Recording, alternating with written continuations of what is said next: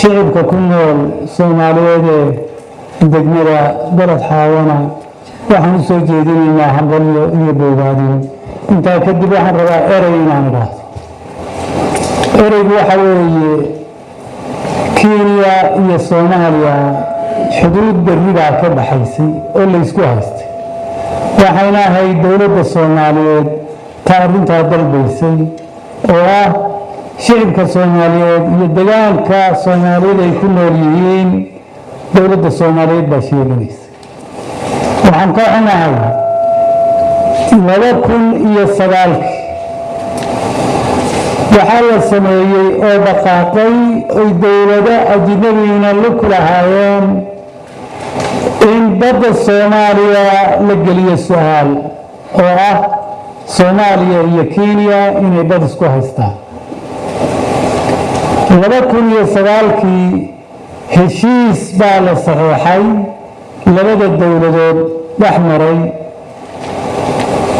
oo ah waxaan heshiis memorandum of understanding ka baarlamaankii ku meel gaarka ahaa ee Soomaaliya mahadaan ka gaadhay way diideen oo arrintaa way buriyeen ujeedada marka hadda socota waxa weeye dad cabirkeed xuduudda labada dal ee dhulka ayaa si perpendicular loo cabira kolka arrintaasi timid Kenya waxay ku yeelanaysaa ma jirto oo bad ay sheeganaysaa oo ay Soomaaliya ka qaadaysaa ma jirto waxaad ogtihiin in maxkamadda Hague hadda ay taalo dacwadii Soomaaliya iyo Kenya ay isku haysteen badda arrinta hadda uu senatorku inoo sharaxay macnuhu waxa weeye Kenya xuduudda hadda sida u taala haddii la yidhaaho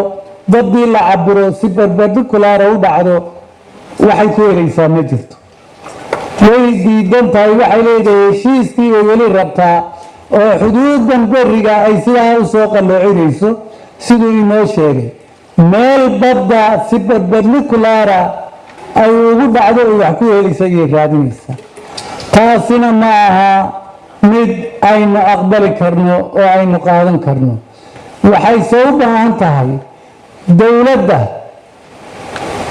ama dowlad goboleed ha noqoto ama dowladda dhexe ha noqoto iyo shicibka Soomaaliyeed sida degmada shicibka balad xaawo ay isu taageen in la isu taago oo arrintaa aan la ogolaan in la leexiyo oo laga raadinayo meel ay kolkaasi Kenya xuduudeedu si toosa badda la cabirayo ay uga dhacdo waxaan rabaa inaan maanta idin sheego hal shay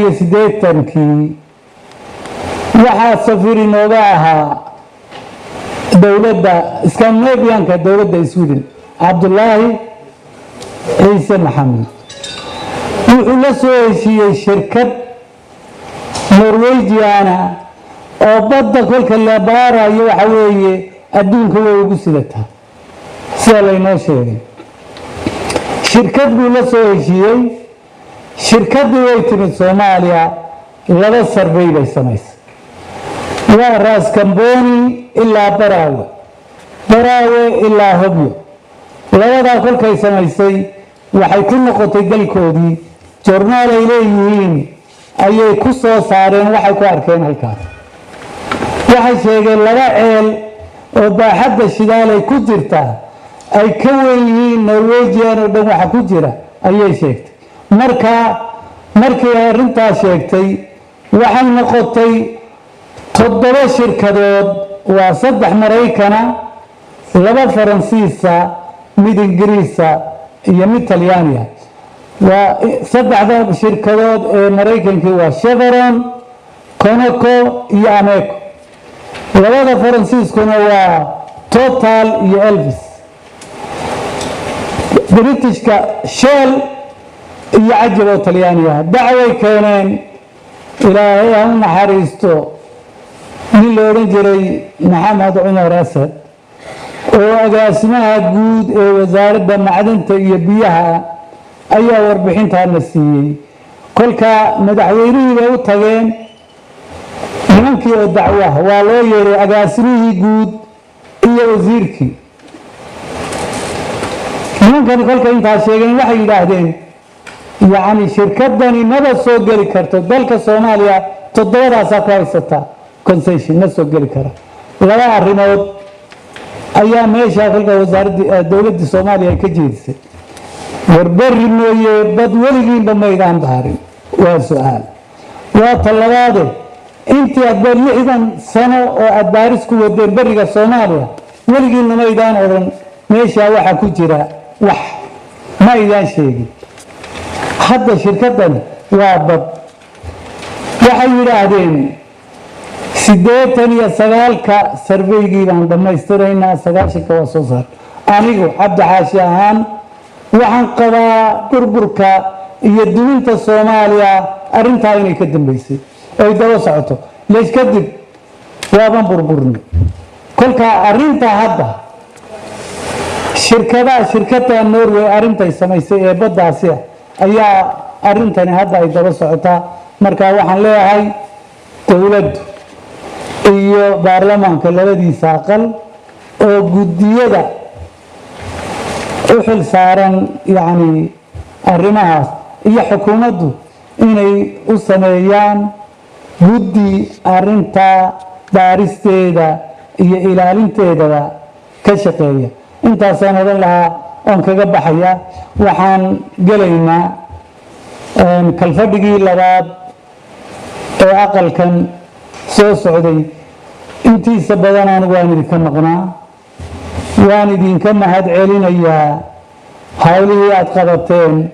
guud ahaan waan idinka mahad celinayaa. waxaana weeye aqalka maanta waan xiranaynaa, laakiin xafladaad tidhaahdeen waa la qabanayaa ayaa inoo dambaysaan filaya. warbixinta guud ee aqalka habeenka ama galabta aad arrintaa samaynaysaan ayay noqonaysaa in laydiin qaybiyo. gudoomiye ku-xigeenka koowaadna waa idiin akhriyi doonaa. aniga waa idiin sheegayaa hadalkan hadda intan aan hadlaya waxa iga keenay dareenuune hadal badan. aniga 3 bilood dhakhtarkii wuxuu iga mamnuucay 3 bilood inaan hadal badan sameeyo, intuu iga mamnuucay. laakiin arrintan haddaan maanta idinkala hadlay waa arrin aan dareenkeeda si xoog leh u qabo oo ay tahay dalkeenna badiyo berri iyo hawada sidaynu u difaacan lahayn, Soomaali oo mid ah sidaynu u difaacan lahayn ayaa ereyga iga keenay.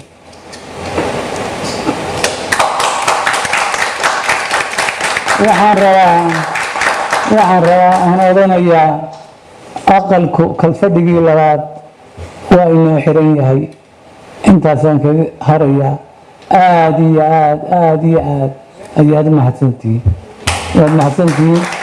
aqalkuna waa inoo xiran yahay. Okay.